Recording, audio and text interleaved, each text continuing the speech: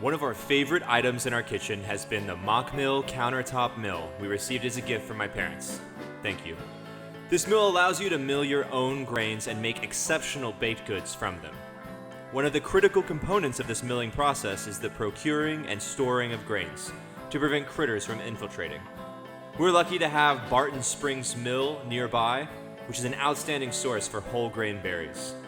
Now, to store your grains, you'll need Mylar bags, oxygen packets, a heating element, and we also like to organize our grains inside of larger gamma lid buckets for organization.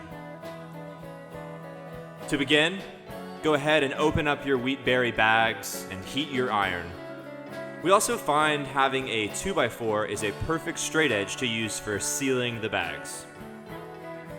Measure out about 2/3 of a bag, or whatever your preferred weight is, on a scale before inserting the oxygen pack into the bag.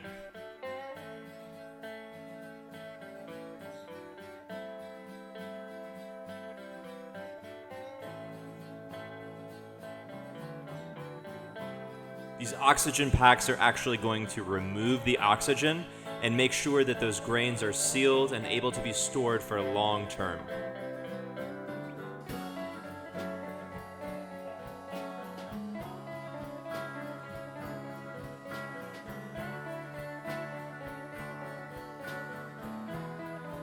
Now you want to compress the air out, fold the bag over just to, get a good line. And I like to actually push that up against the straight edge and then use a hot iron on that straight edge to seal the Mylar. That's it. That's all there is to it. We use both gallon bags and 2-quart bags for different purposes of storage and having the variety.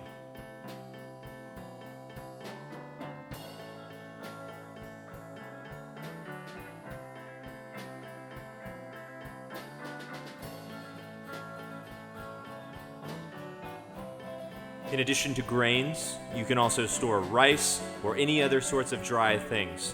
In fact, during this process, we also stored sugar. However, you want to check the chemical composition, as things like sugar do not need the oxygen packs.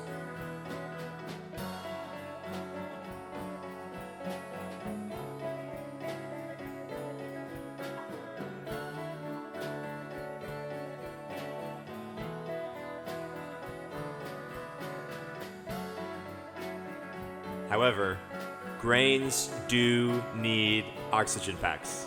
Please don't forget it.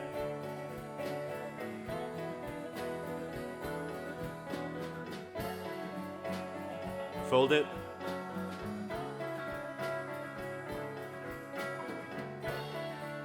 And press.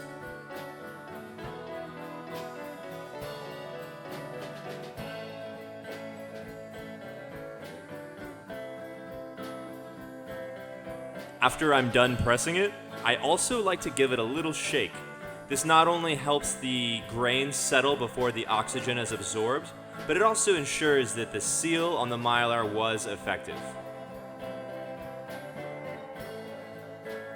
As you complete each bag, we also recommend labeling the specific weight and grain type if you've got different grains. This allows you to open the right bag when you need it. We really hope you enjoyed embarking on the process of milling your own wheat berries, and that this tutorial helps you and your family preserve your own food and keeps y'all fed and happy. Thank you. Please like and subscribe, and we'll see y'all in the next tip.